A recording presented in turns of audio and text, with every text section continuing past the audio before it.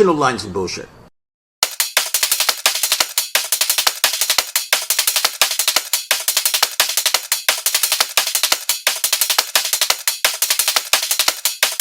Now we shall consider in this segment 3 the national line of bullshit of India.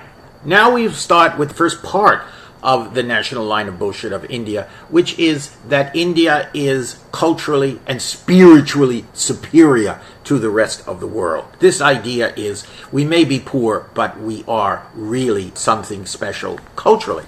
And it all goes back to Mahatma Gandhi. When Mahatma Gandhi went to visit the Western countries, he was in the UK, and he came back to India, and he was interviewed by an Indian journalist. Mr. Gandhi, what do you think of Western civilization? Ah, that would be a very good idea. So this idea that the Western countries lack a real culture. India is the country that has the real culture.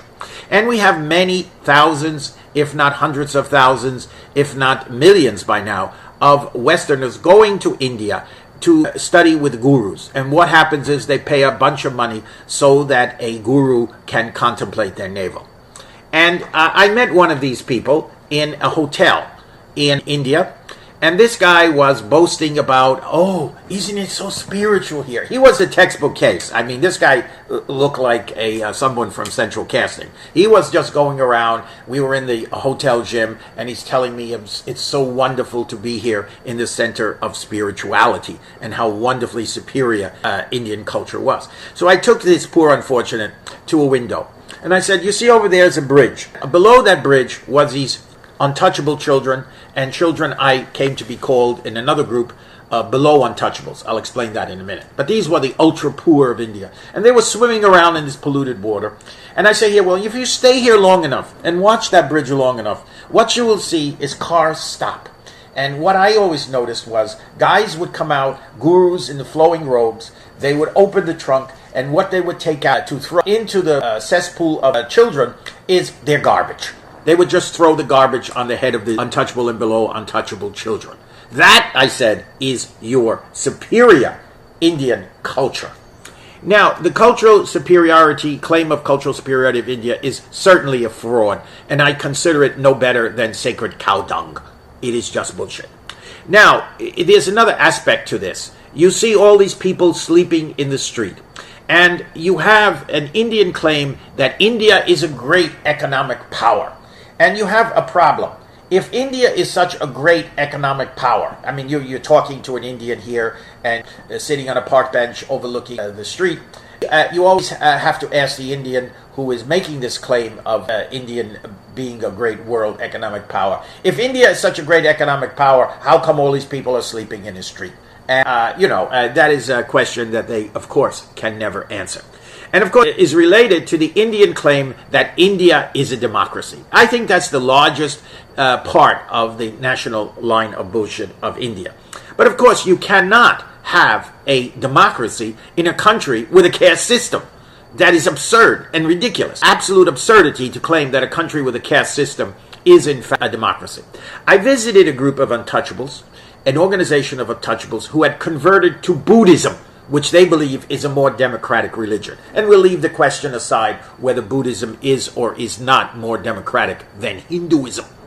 Now, the organization of Indian untouchable Buddhists showed me some documents and some books and some photos of another group of people, 150 million people who were not included in the untouchables. And they are noted as there's various names, various groups. I won't go into it here. I'm planning another video series about the 150 million below untouchables. They are incredibly interesting people. Some of them are exotic dancers. Some of them are the village mafia. In other words, the upper caste uses them to kill people who don't obey the caste rules in Indian villages. And some of them, believe it or not, are bull artists. Now you say, what is a bull artist? Well, they lay on the floor, and the bull has all fours on their torso, and sometimes you get the supreme experience as the bull artist is laying there, and the bull artist gets some bullshit in his face. And that is really part of one of the groups of the below untouchables. They are among the most colorful people, and as a matter of fact, I consider them to be perhaps even more colorful than my own ancestors in South Brooklyn's Mafia land. And so you have this question: how can a country where such a large part of the population are untouchables, there's also tribals, a separate group, which we won't even get into here, and you also have the below untouchables. We don't know, most of the below untouchables are nomads. I give the figure of 150 million. It might even be greater than that. And so you try to figure out, how can anyone claim a country with so many people in this supremely underprivileged group be called a country that is a democracy? Now, I did, while I was in India, try to take the supreme photo. And that is, there was a fence. And behind the fence, this was, of course, an extraordinarily hot day, there was a sacred cow. And the sacred cow was being pampered. He was being given oats and other delicacies, and he was being watered down. And there were all these Indian people watching this and saying, the poor sacred cow. They didn't happen to notice a below untouchable woman and a child expiring on the sidewalk on the other side of the fence of the sacred cow. In other words, what they cared about was the welfare of the sacred cow. The people who are not considered human, untouchable, below untouchables, can be laying there, dying, starving to death in the heat, and nobody really cares. I had this in view in a beautiful picture of the mother and child, of the people taking care of the sacred cow, and the other Indians. I hope they really are comfortable for that wonderful sacred cow, and ignoring the mother and child. Unfortunately, an Indian policeman came along and banged the camera, made it clear that such a photo would not be permitted in India. Because, of course, I argued with him and said, this proves that India is not a democracy, but of course, in this particular case, that doesn't cut any ice in such a hot day. And so we have to try to understand why the Indians have this idea that it's so important to claim that their country is in fact a democracy. Well, let us now consider the occupied power of India for so many years, and go to the UK, a country which has a much greater claim of actually being a democracy.